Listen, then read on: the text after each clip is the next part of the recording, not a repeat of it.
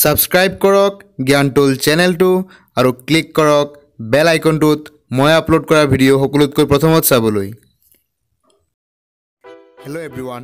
মই ৰাজীবুল আৰু আপোনালোকে চাই আছে জ্ঞানটোল। আহক আৰম্ভ কৰোঁ আজিৰ ভিডিঅ'টো। আজিৰ এই ভিডিঅ'টোত মই কথা পাতিম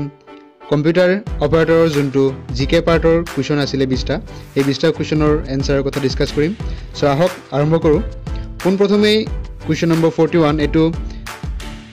বুকলেট কুৱেশ্যনৰ আছিলে। তো ফাৰ্ষ্ট কুৱেশ্যনটো আছে ইয়াত, the main occupation of the paleolithic people was. Paleolithic people যিবিলাক আছিলে সিহঁতৰ মেইন অকুপেশ্যনটো কি আছিলে? পেলিঅলিথিক পিৰিয়ডটো আছিলে আপোনালোকৰ যোনটো ষ্টোন টুল, মানে পাথৰ দি যেতিয়া সিহঁতে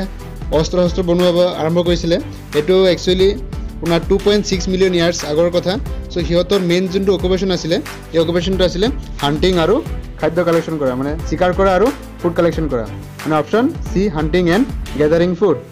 নেক্সট কুৱেশ্যনটো আছে, which of the following Harappan sites are not in India. তলত থকা হাৰাপ্পান চাইটছবোৰ কোনটো ইণ্ডিয়াৰ নহয়? ফাৰ্ষ্ট অপশ্যনটো আছে মহেঞ্জোদাৰো এণ্ড হাৰাপ্পা, ছেকেণ্ডটো আছে Mohenjodaro and Kalibangan, third Mohenjodaro and Banawali, আৰু D fourth Harappa and Lothal. So' আহক প্ৰথমে জানি লওঁ আমাৰ এই লোকেশ্যনকেইটা কোনকেইটা ক'ত আছে।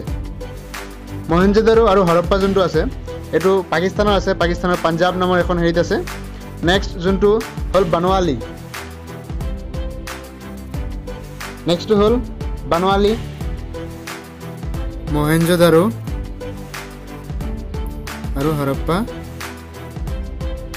এই দুটা আছে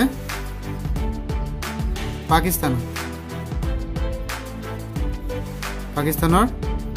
পাঞ্জাৱত। নেক্সট যোনটো দিয়া আছিলে এইটো হৈছে বানাৱালী, এইটো আছে ইণ্ডিয়াৰ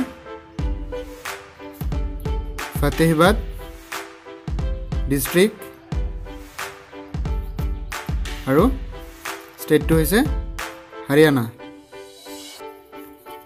ইণ্ডিয়াৰ। নেক্সট এটা আছিলে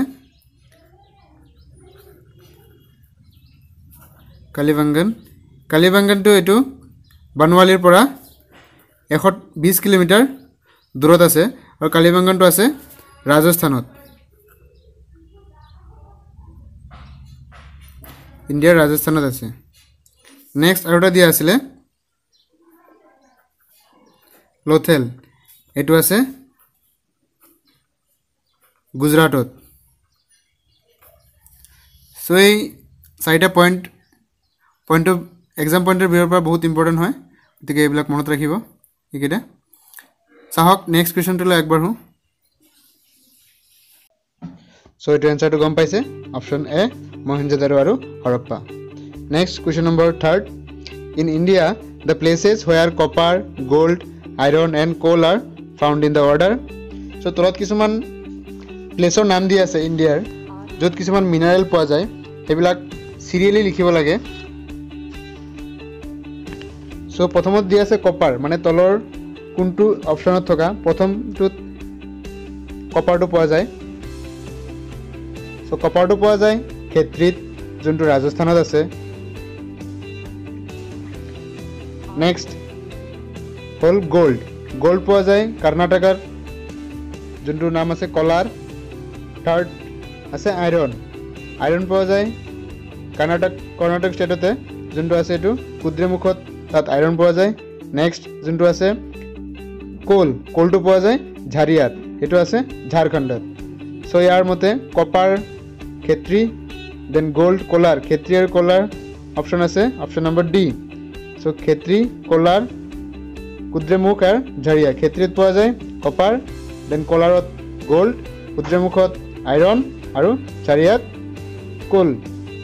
মই অপশ্যনকেইটা আকৌ কৈ দিছোঁ, খেত্ৰী হৈছে ৰাজস্থানৰ, কলাৰ হৈছে কৰ্ণাটকৰ, আৰু কুদ্ৰেমুখো কৰ্ণাটকৰে, আৰু যোনটো কোলৰ যোনটো ঝাৰি আছে এইটো হৈছে ৰাজস্থানৰ। চ' আহক নেক্সট কুৱেশ্যনটোলৈ আগবাঢ়োঁ। নেক্সট দিছিলে যে বুদ্ধাছ প্ৰিচিং ৱেয়াৰ মেইনলি কানেক্টেড উইথ। বুদ্ধাৰ প্ৰিচিংছটো তলত কোনটো দিয়া অপশ্যনৰ লগত মেইনলি এছ'চিয়েটেড হৈ আছে? ইয়াৰ শুদ্ধ উত্তৰটো হৈছে purity of thought and conduct. Next question number 45, who among the following gave maximum resistance to British. ব্ৰিটিছক তলত দিয়া অপশ্যনটোৰ কোনটোৱে বেছি বাধা দিছিলে? চ' ইয়াৰ শুদ্ধ উত্তৰটো হৈছে মাৰাঠা শক্তিয়ে ব্ৰিটিছক বহুত বাধা দিছিলে next question the Indian civil service was introduced during the time of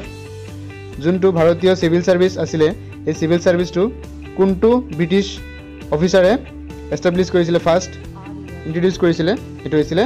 lord Cornwallis next question number 47 the British received permission to establish their company in India ব্ৰিটিছে হিয়তৰ কোম্পানীটো ইণ্ডিয়াত এস্টাব্লিশ কৰিবৰ কাৰণে কাৰ পৰা পাৰমিশন পাইছিলে এটো সবে জানে Jahangir next at the time of India's independence 2/3 of the manufacturing and employment came from the following two industries যেতিয়া ইণ্ডিয়া ইন্ডিপেন্ডেন্ট হৈছিলে তাৰ 2/3 এমপ্লয়মেন্ট কাম আহিছিলে জুট আৰু টেক্সটাইলৰ পৰা option number D next the Supreme Court tenders advice to the president on matters of law or fact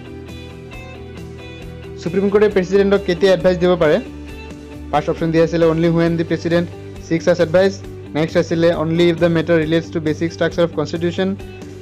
next only if the unity and integrity of the country is threatened next only during financial crisis year maximum ভাবিব পাৰে option B কিন্তু ইয়াৰ শুদ্ধ উত্তৰ হৈছে option A যেতিয়া প্ৰেসিডেন্টে তেনেকা সিচুৱেচনত দৰকাৰ পৰে বা নিজে বিচাৰে so option a only when the president seeks such advice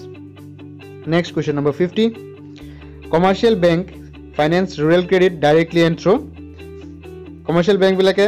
rural credit bilak directly finance kore rural banker joriete option number b is the correct answer next question number 51 the concept of joint sector implies cooperation between joint sector to কোন দুটা আর কোঅপারেশনক বুজায় এটো বহুত easy question হয় কমে পায় public sector আৰু private sector industry বিলাকৰ যোনটো জয়েন্ট সেক্টৰ হয় তাতে কোঅপাৰেশনক জয়েন্ট সেক্টৰ বুলি কোৱা হয় next question number 52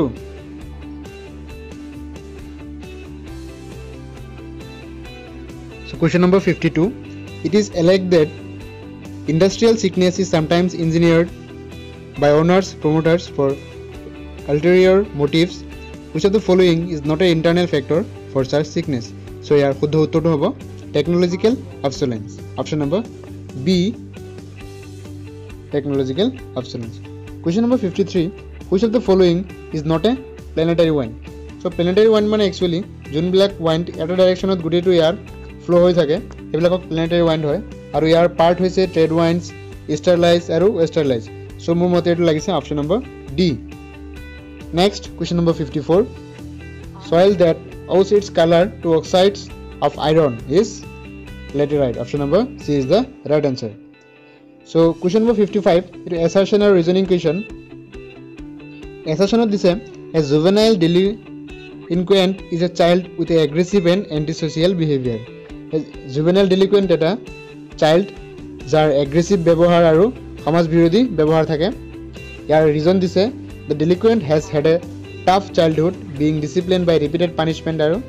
beatings from his parent তাৰ বাল্যকাল বহুত টাফ গৈছে বহুতো পানিশমেন্ট পাইছে পেৰেন্টছৰ পৰা গাৰ্জেনৰ পৰা সো ইয়াৰ শুদ্ধ উত্তৰটো হ'ব অপচন নম্বৰ এ যোনটো ৰিজন এটো কাৰেক্টলি এক্সপ্লেইন কৰিছে এসেশনত so question number 56 at a service station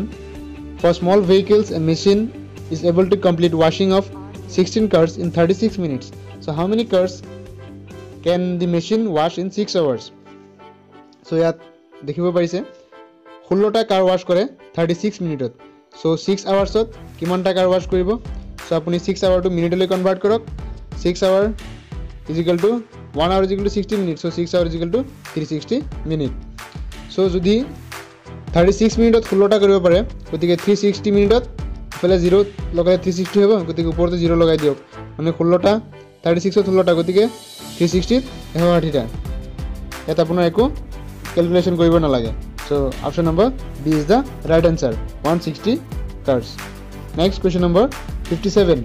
it takes 20 days for a pond to get filled with rainwater if the level of water doubles each day then how long would it take to fill the pond half guys এই কোৱেশ্চনটো দেখাত mathematics নিচিনা লাগিছে কিন্তু এই কোৱেশ্চনটো logical reasoning question হয় so ইয়াত কৈছে এটা পুখুৰী ফিল আপ হতে পানী বৰষুণৰ পানী ফিল আপ হতে 20 ডেজ লাগে কিন্তু যদি তাৰ পানীৰ পৰিমাণটো প্ৰত্যেক দিনাখন বঢ়াই দিয়া হয় মানে ডবল কৰি দিয়া হয় তেন্তে আধা ভৰ্তি হতে কিমান টাইম লাগিব যদি আধা ভৰ্তি হ'ব লাগে যদি আধা এইখিনি হয় নেক্সট দিনাখন তাৰ ফুল হৈ যাব গতিকে চাও আপুনি ফাৰ্স্ট দিনাখন 1 দেন 2 দেন 4 দেন 8 এইখিনিলৈ গ'লে আপোনাৰ পনটো ফিল হৈ যাব কিন্তু আমাৰ ইয়াত কৈছে হাফ কিমান দিনতে হ'ব সো ইয়াত ম্যাক্সিমাম 4 ডেজ লাগিব হাফ টু ফুল হতে মানে হাফ ফিল হতে সো ইয়াত অপশনটো এটো দিয়া নাই গতিকে ইয়াৰ answer is none of the above next question number 58 a man started walking from a point towards southwest after 5 minutes he turns right at right angles after 10 minutes he again turns left at right angles in what direction is he finally walking so etu directional question hoy etu logical reasoning question hoy yar shuddho uttor hobo southwest next question number 59 merged gas formed from decaying organic matter and also found in coal mines is so yar shuddho uttor hobo methane next question number 60 the drug Rizarpan is used to Rizarpan drug to কিহৰ কাৰণে use কৰে এই ড্ৰাগটো actually high blood pressure কমাবলৈ কাৰণে use কৰে so option number C is the correct answer so guys আজিৰ ভিডিওটি মানে যদি আপোনালোকে মোৰ ভিডিওটো চাই কিবা অসুবিধা পাইছে বা কিবা বুজাত অসুবিধা হৈছে তলত কমেন্ট কৰিবলৈ নাপাহৰিব ধন্যবাদ মোৰ ভিডিওটো চোৱাৰ বাবে লগ পাম পুনৰ পৰৱৰ্তী ভিডিওলৈ